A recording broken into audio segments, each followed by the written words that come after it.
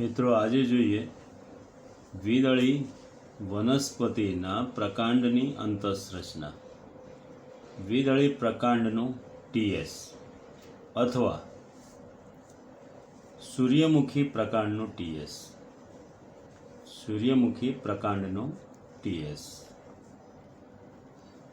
હવે જ્યારે સૂર્યમુખી પ્રકાંડનો ટીએસ અથવા અનુપ્રસ્થ છેદ લેવામાં આવે ત્યારે વનસ્પતિના પ્રકાંડની રચના જે છેદની હોય છે તે સંપૂર્ણ રીતે ગોળાકાર હોય છે અને તેની અંદર આવેલા વાહિપુલો જે નિયત રીતે ગોઠવાયેલા હોય છે તેમજ નિયત સંખ્યામાં હોય છે. અંતઃસ્તર પછી ગોઠવાયેલા વાહિપુલો 15 થી 25 કે 35ની સંખ્યામાં ગોઠવાયેલા જોવા મળે. એક જ વલયની અંદર ગોઠવાયેલા વાહિપુલો બે વાહક પેશીની વચ્ચે અહીં એધા પેશીની રચના ધરાવે છે, એટલે કે જેને પુલીય એધા તરીકે ઓળખવામાં આવે. અગ્ર તરફ અથવા પરિઘ તરફ આવેલી રચના કે જે અન્નવાક પેશીની બનેલી હોય છે, જ્યારે મજ્જા તરફ આવેલી રચના જેને જલવાહક પેશી તરીકે દર્શાવવામાં આવેલી હોય છે. આ જે રચના સૂર્યમુખી અથવા દ્વિદળી વનસ્પતિના પ્રકાંડની અંદર જોવા મળે. વચ્ચેનો ભાગ જે આવેલો છે તેને મજ્જા તરીકે ઓળખવામાં આવે. જો પ્રકાંડ પુખ્ત બની જાય તો અહીંયા બે ક્રમિક વાહિપુલોની વચ્ચે આવેલી એધા પેશી જેને આંતરપુલીય એધા તરીકે ઓળખાય તે કોષ વિભાજન પામી અને તેના દ્વારા વલયમય રચનાનું નિર્માણ કરે છે. એટલે કે એક જ વલયની અંદર વાહિપુલોની ગોઠવણી થયેલી હોય વળી અધિસ્તરમાંથી નિર્માણ પામેલી રચના બહુકોષીય પ્રકાંડરોમ સ્વરૂપે નિર્માણ પામેલી જોવા મળે. એટલે રોમયુક્ત પ્રકાંડની રચના ધરાવે તેમજ વાહિપુલો એક વલયમાં અને નિયત સંખ્યામાં ગોઠવાયેલા હોય છે. હવે અંતસ્થ રચનાની શરૂઆત કરીએ કે જેની અંદર સૌથી બહારની બાજુએ આવેલું સ્તર તે એક સ્તરીય બહુકોષીય મૃદુતકીય સ્તર છે. હવે આ જે સ્તર આવેલું છે જેના કોષો અનુપ્રસ્થ રીતે ગોઠવાયેલા હોવાથી આંતરકોષીય અવકાશ જોવા મળતો નથી, તેથી તે રક્ષણાત્મક પેશીય સ્તર તરીકે ઓળખાશે. વળી તેમાંથી ઉત્પન્ન થયેલી બહુકોષીય રચના જે બાષ્પોત્સર્જનનો દર વધારવાનું કાર્ય કરે છે જેને સ્ટેમ ટ્રાયકોમ અથવા પ્રકાંડરોમ તરીકે ઓળખવામાં આવે, જે બાષ્પોત્સર્જનનો દર વધારે તેમજ તેની સાથે તે વાતાવરણમાંથી ભેજનો સંગ્રહ કરવાનું પણ કાર્ય કરી શકે. આ જે રચના આવેલી છે તે ક્યુટિકલનું આવરણ છે જે બાહ્ય પરિબળોની સામે વનસ્પતિના પ્રકાંડને અને તેના પેશીય સ્તરને અથવા પેશી તંત્રમય રચનાને આધાર આપવાનું કાર્ય કરે છે. એટલે રક્ષણાત્મક કાર્ય સ્વરૂપે જોવા મળે. હવે અધિસ્તરની નીચે આવેલું સ્તર જેને અધસ્તર તરીકે ઓળખાય છે. અહીં અધસ્તરમાં આવેલા કોષો જે સમવ્યાસી ગોળાકાર મૃદુતકીય કોષો જેવા છે. આવા કોષો 2 થી 3 સ્તરમાં ગોઠવાયેલા હોય છે, જે કોષો અહીં સ્થિતિસ્થાપકતા અને નમ્યતા બક્ષવાનું કાર્ય કરે છે.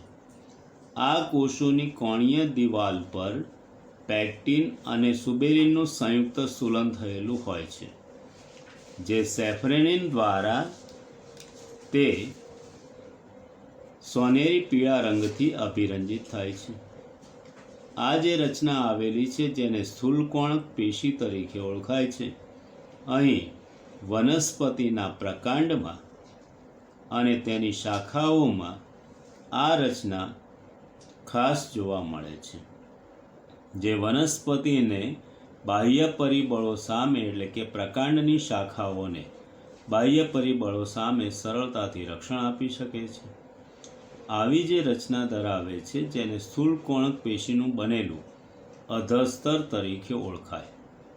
જ્યારે એકદળી વનસ્પતિના પ્રકાંડમાં અધસ્તર દ્રઢોતકીય પેશીનું બનેલું હોય છે, કારણ કે સતત થતા વૃદ્ધિના દરને અહીં પહોંચી વળવા માટે આવેલી રચના જે યાંત્રિક મજબૂતાઈ આપવાનું કાર્ય કરે તો ત્યાં એ દ્રઢોતક પેશીનું બનેલું હોય. આ જે રચના આવેલી છે જેને બહુકોષીય પ્રકાંડરોમ તરીકે ઓળખાશે. સૌથી બહારની બાજુએ આવેલું ક્યુટિકલનું આવરણ છે જે રક્ષણાત્મક આવરણ સ્વરૂપે જોવા મળે. ત્યારબાદ આવેલી રચના તે અધિસ્તરની છે અને તેની નીચે આવેલું અધસ્તર કે જે સ્થૂલ કોણક પેશીનું બનેલું છે. હવે ત્યારબાદ આવેલા કોષોની રચના જે આપણે જોઈએ છે તે બાહ્યક પ્રદેશની બનેલી છે. આ કોષો સમવ્યાસી ગોળાકાર મૃદુતકીય કોષોની બનેલી રચના ધરાવે છે. વળી આ કોષો તે ક્રમશઃ મજ્જા તરફ જતા તે કોષોના કદમાં વધારો થતો જાય છે. હવે બાહ્યક પ્રદેશના એક કોષનું વારંવાર વિભાજન થવાથી બનેલી નલિકામય રચના. આવી જે નલિકામય રચના છે જેને રાળ નલિકા અથવા ઉત્સર્ગ નલિકા તરીકે ઓળખવામાં આવે છે, જે ઉત્સર્ગ દ્રવ્ય તરીકે રાળ અથવા રેઝિનનો સ્રાવ દર્શાવે છે. આ જે રચના આવેલી છે જે બાહ્યક પ્રદેશમાં જોવા મળે. હવે અહીં જે આવેલા બાહ્યક પ્રદેશના કોષો જે લગભગ આપણને 15 થી 25 સ્તરોમાં ગોઠવાયેલા જોવા મળે છે. આ બાહ્યક પ્રદેશના કોષો ક્રમશઃ આગળ જતા તે કદમાં મોટા થતા જાય છે. આ જે આવેલી બાહ્યક પ્રદેશની રચનાની વાત કરી. હવે તેની નીચે આવેલું જે સ્તર છે તે એક સ્તરીય બહુકોષીય મૃદુતકીય સ્તર કે જેને અંતસ્તર તરીકે ઓળખવામાં આવે છે. આ અંતસ્તર જ્યારે પ્રકાંડ તરુણ સ્વરૂપે હોય ત્યારે તેની અંદર નીલકણોતક પેશી આવેલી હોય, એટલે કે હરિત કણો જોવા મળે. પરંતુ ત્યારબાદ તે પુખ્ત થતાં તેમાં નીલકણો નાબૂદ થતાં સ્ટાર્ચ કણોનો સંગ્રહ થાય છે. માટે તેને સ્ટાર્ચ સ્તર, અંતસ્તર અથવા અંતબાહ્યક તરીકે ઓળખાવી શકાય. હવે એના પછીની જે રચના આવેલી છે જેને કહેવામાં આવે પરિચક્રનો ભાગ. પરિચક્રની અંદર આવેલી પેશી જે એકાંતરે ગોઠવણી દર્શાવે છે. અહીં જે આવેલા દ્રઢોતકીય કોષોનો સમૂહ છે તેમજ તેની સાથે આવેલી મૃદુતક પેશીની રચના પણ જોવા મળે છે. અહીં જે આવેલા દ્રઢોતકીય કોષોનો સમૂહ જે વાહિપુલની ઉપર ગોઠવાયેલો હોવાથી તેને કઠિન અધોવાહી પેશી અથવા તો તેને બંડલ ટોપી તરીકે ઓળખવામાં આવે છે. આ જે રચના આવેલી છે જેને બંડલ ટોપી અથવા કઠિન અધોવાહી પેશી તરીકે ઓળખાશે.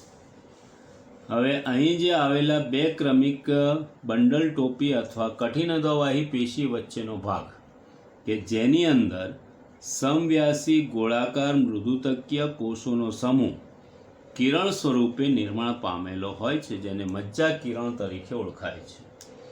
હવે તેની નીચે આવેલી વાહિપુલની રચના. આ વાહિપુલો જે આવેલા હોય તો તેની અંદર જોવા મળતી રચનામાં સૌથી બહારની બાજુએ આવેલી રચના તે અહીં મૃદુતકીય રચના ધરાવે છે. એટલે કે જે રચના અહીં મૃદુતકીય પુલકંચુક તરીકે ગોઠવાયેલી હોય છે. સામાન્ય રીતે પુખ્ત વાયુપુલની આજુબાજુમાં દ્રઢોતકીય કોષોનું બનેલું આવરણ ગોઠવાયેલું હોય. હવે જે આવેલી રચના છે જેની અંદર જલવાહક અને અન્વાહક પેશીનો સમૂહ ગોઠવાયેલો હોય છે. અહીં બે ક્રમિક વાહક પેશીની વચ્ચે આવેલી પેશી જે ઈંટ જેવા આકારના કોષોની રચના ધરાવે છે જેને પુલીય એધા અથવા વાહી એધા તરીકે ઓળખવામાં આવે છે. તે કોષ વિભાજન પામી અને તે ઉપરની તરફ અન્વાહક પેશીના કોષોની સંખ્યામાં વધારો કરે છે. તો આવી જે રચના આવેલી છે જેને આપણે અન્નવાહક પેશીના કોષો તરીકે ઓળખાવીએ. આ કોષો આગળ જતાં અસ્પષ્ટ જોવા મળશે કારણ કે તે કોષોની અંદર અહીં ચાલની નલિકા અને સાથી કોષો સ્પષ્ટ જોવા મળશે નહીં, કારણ કે નવા કોષોનું સતત સર્જન થતું જાય છે અને તેને લીધે કોષો સંપીડન અથવા દબાણ અનુભવે છે, જેથી તેઓ સ્પષ્ટ જોવા મળતા નથી. જ્યારે અહીં જે આવેલી પેશી છે તેને જલવાહક પેશી તરીકે ઓળખાશે. જલવાહક તંતુઓ દ્વારા તેનું જોડાણ થયેલું હોય છે. મોટા એકમને કહેવામાં આવે અનુદારું અને નાના એકમને કહેવામાં આવે આદિદારું. આ રીતે ગોઠવણી દર્શાવેલી હોય, જેને આપણે વાહિપુલની રચના તરીકે ઓળખાવીએ. હવે ક્રમશઃ અહીંયા પણ એક નાનું વાહિપુલ ગોઠવાયેલું હોય કે જે અહીં બીજા જે વાહિપુલની રચના દર્શાવે, જેની અંદર આપણને અહીં એધા પેશીની રચના જે પુલીય એધા સ્વરૂપે આવેલી જોવા મળે.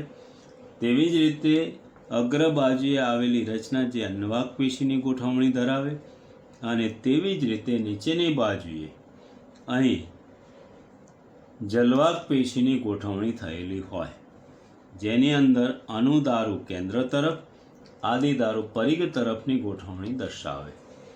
તો આ જે રચના જે હતી તે વાહિપુલની રચના સ્વરૂપે જોવા મળે.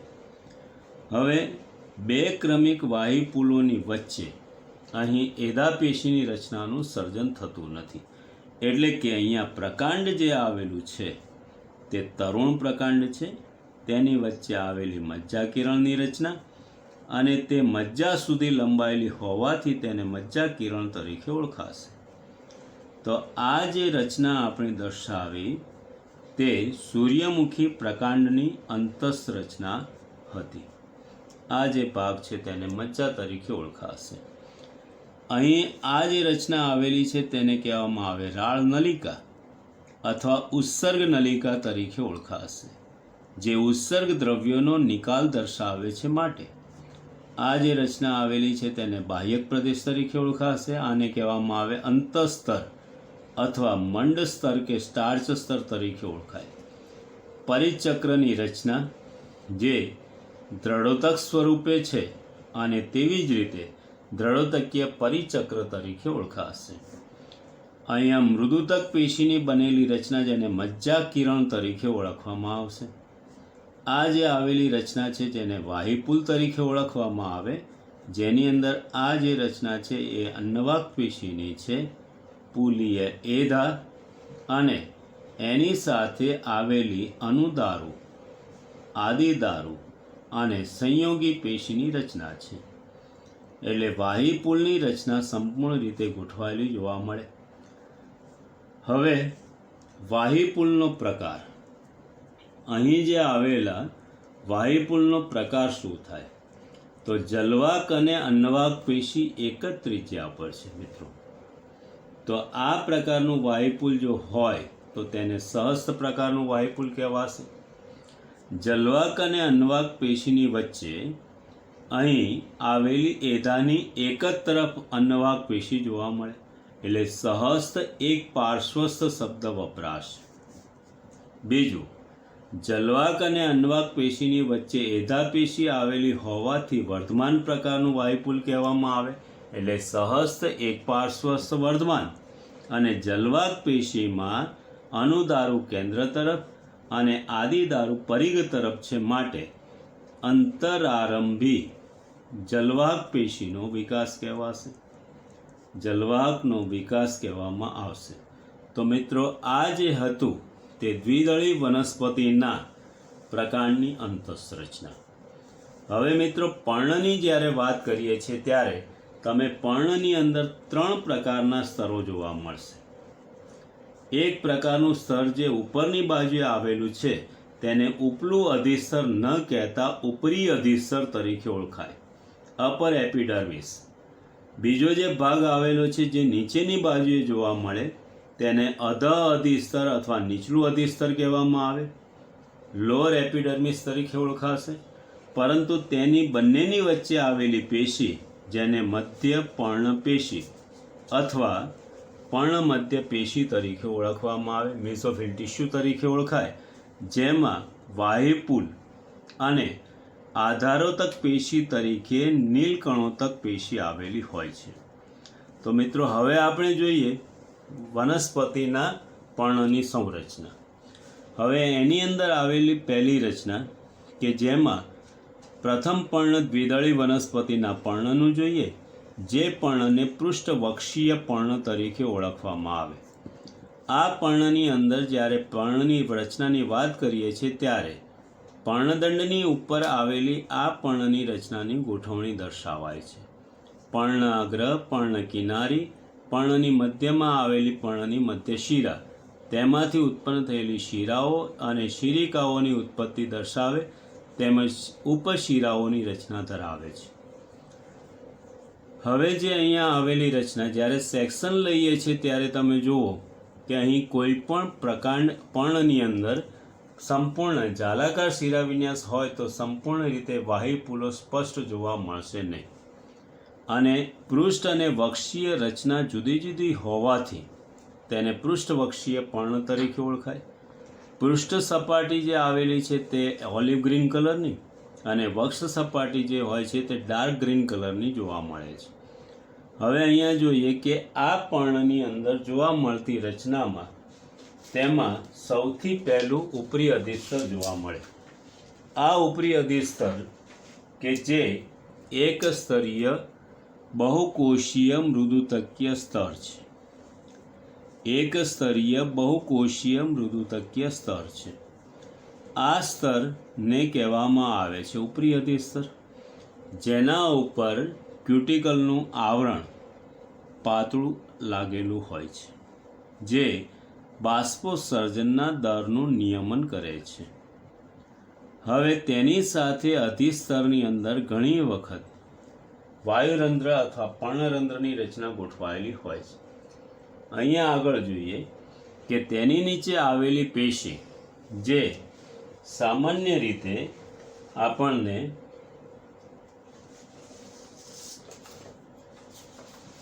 તે હરિતકણોતક પેશી જોવા મળે છે. આ પેશીના કોષો લંબગોળાકાર સ્વરૂપે આવેલા હોવાથી તેને લંબોતક પેશી તરીકે ઓળખાય.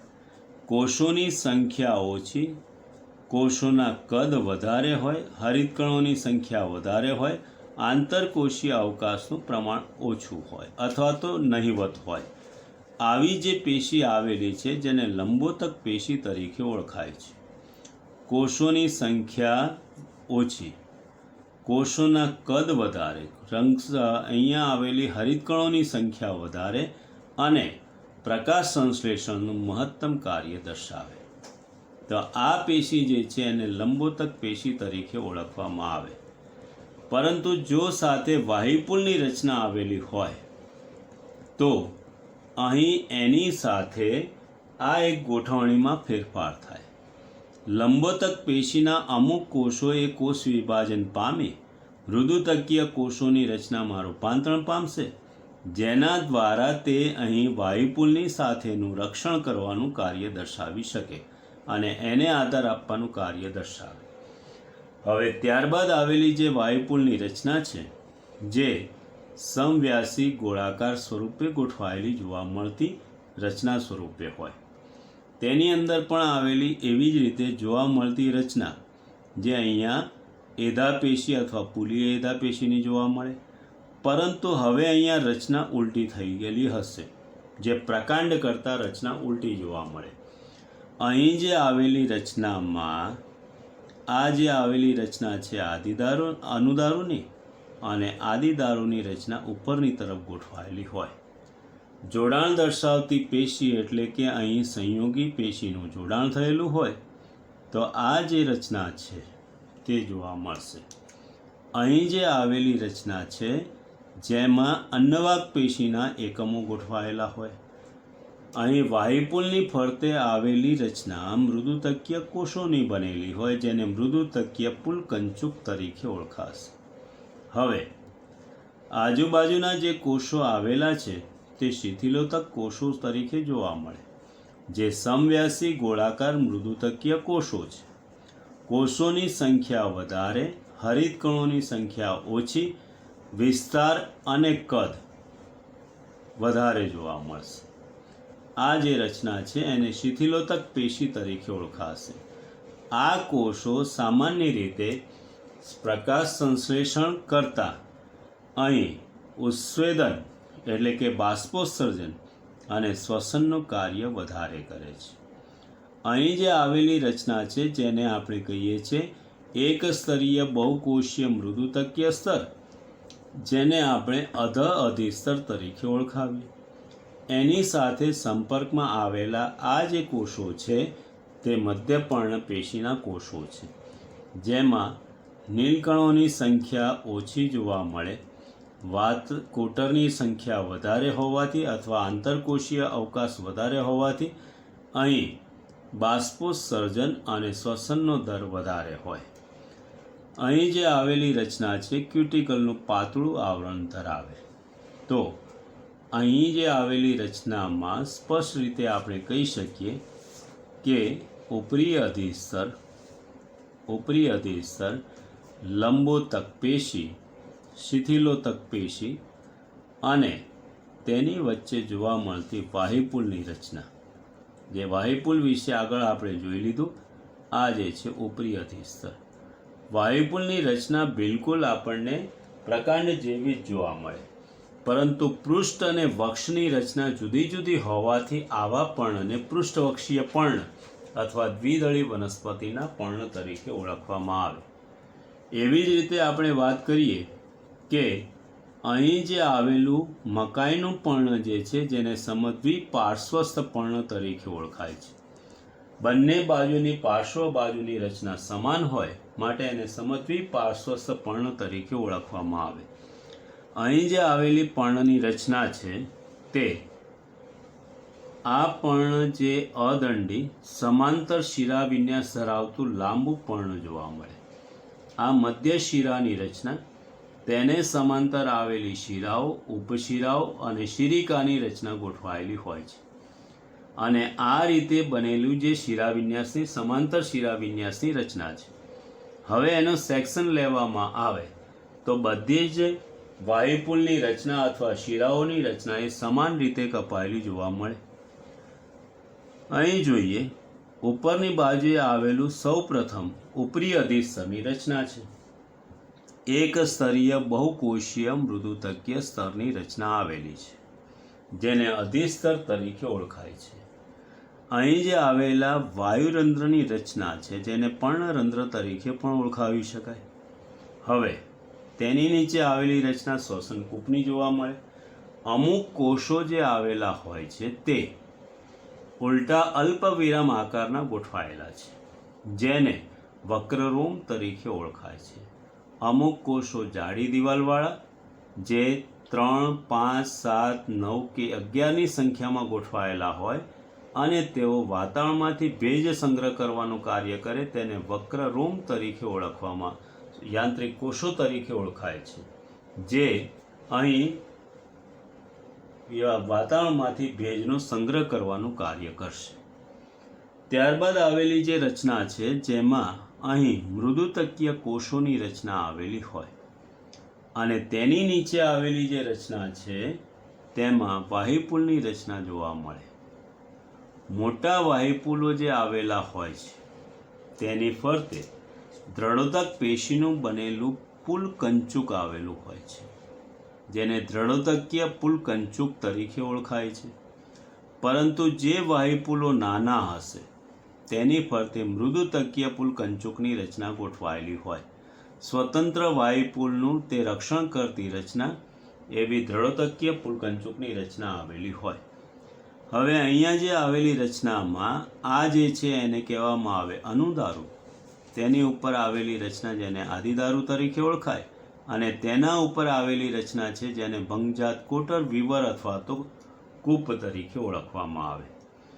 જોડાણ દર્શાવતી પેશી અન્નવાક પેશીની અંદર, જેને આ જે અન્નવાક પેશીની રચના, જોડાણ દર્શાવતી પેશીમાં આપણને જોવા મળશે દ્રઢોતક પેશીની રચના, એટલે કે અહીંયા જલવાક તંતુની રચના આવેલી હોય.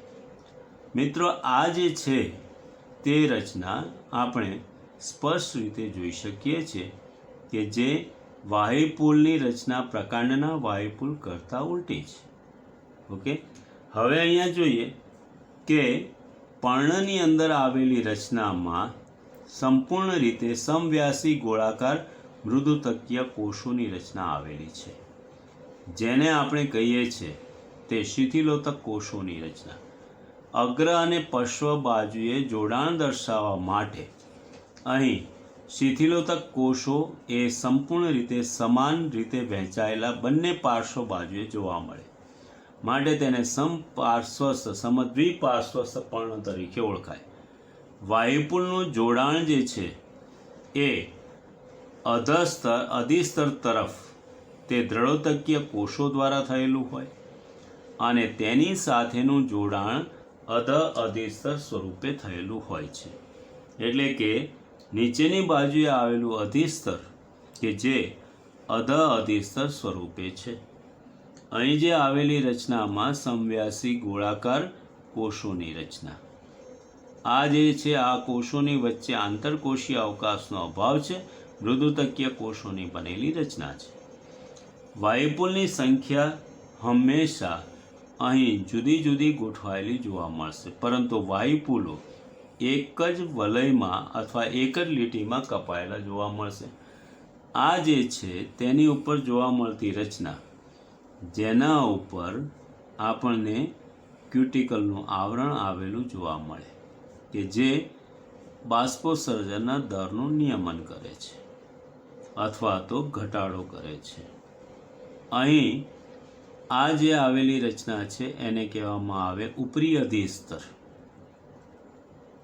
તેની સાથે આવેલી આ રચના ક્યુટિકલનું આવરણ. આને કહેવામાં આવે યાંત્રિક કોષો. આ જે છે એને કહેવામાં આવશે વક્રરોમ. વાયુરંધ્રની રચના, વાયુરંધ્ર પ્રસાધનની રચના આવેલી છે. શિથિલોતક કોષોની રચના કે જે બંને બાજુએ સમાન રીતે ગોઠવાયેલું છે. વાયુપુલ જે પ્રકારના વાયુપુલ જેવું જ છે પરંતુ ઉલટું જોવા મળે, અને આ જે આવેલી રચના છે તેને અધિસ્તર તરીકે ઓળખાય. બાકીની રચના બિલકુલ આપણને અહીં જોવા મળે છે તે પર્ણ જેવી જ જોવા મળે. ઉપરી અધિસ્તરના અને અધિસ્તરની રચના દ્વિદળી વનસ્પતિના પર્ણ જેવી જ સમાન રચના ધરાવે. શિથિલોતક કોષો આવેલા હોય છે. વળી વાયુનું વહન કરવા માટે અને પાણીના વહન માટે જરૂરી શિથિલોતક કોષોનું વહન એટલે કે અહીંયા કાર્ય સરળતાથી જોવા મળે. આ થઈ સમદ્વિપાર્શ્વસ્થ પર્ણની વાત. હવે મિત્રો દ્વિતીય વૃદ્ધિની વાત. દ્વિતીય વૃદ્ધિ એટલે શું? તો પાર્શ્વીય વર્ધનશીલ પેશી દ્વારા પાર્શ્વીય વર્ધનશીલ પેશી કોષ વિભાજન પામી અને તેના દ્વારા તે વનસ્પતિના ઘેરાવામાં અથવા જાડાઈમાં વધારો કરે તો તેને દ્વિતીય વૃદ્ધિ તરીકે ઓળખાય. માટે પાર્શ્વીય વર્ધનશીલ પેશીને દ્વિતીય વૃદ્ધિ પામતી પેશી એટલે કે દ્વિતીય વર્ધનશીલ પેશી તરીકે ઓળખવામાં આવે અને તેના દ્વારા થતી વૃદ્ધિ જેને દ્વિતીય વૃદ્ધિ તરીકે ઓળખાય. હવે આ સાથે સંકળાયેલી પેશી 3 પ્રકારની જોવા મળે. ત્વક્ષા અથવા છાલમાં આવેલી ત્વક્ષેધા, તેવી જ રીતે વાહિપુલમાં આવેલી પુલીય એધા અને ત્રીજી જે આવેલી છે જેને આંતરપુલીય એધા તરીકે ઓળખવામાં આવે. મિત્રો અહીંયા આપણે એક વાત બીજી સ્પષ્ટ કરીએ કે જ્યારે સૂર્યમુખી પ્રકાંડના તરુણ પ્રકાંડની વાત કરી હતી ત્યારે એ વખતે એધાનું નિર્માણ થયેલું બતાવેલું હતું. 2 ક્રમિક જલવાક પેશીની વચ્ચે એટલે કે જલવાક અને અન્વાક પેશીની વચ્ચે આવેલી એધા જેને વાહી એધા અથવા પુલીય એધા તરીકે દર્શાવેલી હતી. પરંતુ જ્યારે પ્રકાંડ પુખ્ત બને છે ત્યારે પુલીય એધા તેમજ આંતરપુલીય એધા બંને વૃદ્ધિ પામે છે. આ બંને વૃદ્ધિ પામી અને તેની વૃદ્ધિને કારણે એક વલયમય રચનાનું નિર્માણ થાય છે અને જે વલયને એધા વલય તરીકે ઓળખવામાં આવે છે અને એધા વલય દ્વારા દર્શાવવાથી ક્રિયાશીલતા જોવા મળે. હવે એદાવલય દ્વારા કોષ વિભાજનની ક્ષમતામાં વધારો થાય તો ઉપરની બાજુએ નિર્માણ પામતી રચના, જેમાં અન્નવાહક પેશીની દ્વિતીય આવૃત્તિનું નિર્માણ થાય છે, એટલે દ્વિતીય અન્નવાહક પેશી નિર્માણ પામે. ત્યારબાદ એવી રીતે જ દ્વિતીય જલવાહક પેશીનું નિર્માણ થાય. આ રીતે અન્નવાહક પેશી દ્વારા દ્વિતીય જલવાહક, એદાવલય દ્વારા દ્વિતીય અન્નવાહક અને દ્વિતીય જલવાહક પેશીનું નિર્માણ થાય. તેવી જ રીતે અહીં મૃદુતકીય પરિચક્ર, મૃદુતકીય પરિચક્ર જે છે, જેને મજ્જા કિરણ તરીકે ઓળખવામાં આવે, તે વિભાજન પામી અને મજ્જાંશુ કે મજ્જારશ્મિનું નિર્માણ કરી અને દ્વિતીય મજ્જા કિરણનું નિર્માણ કરી અને તે આગળ જતાં વૃદ્ધિ પામી અને બે ક્રમિક વાયુપુલોની વચ્ચે નિર્માણ પામે છે. આ ઘટના એ વૃદ્ધિ તરીકે ઓળખાશે. બાકીની વાત વસંતકાષ્ઠ, શરદકાષ્ઠ, મધ્યકાષ્ઠ અને રસકાષ્ઠની વાત નેક્સ્ટ લેક્ચરમાં કરીશું.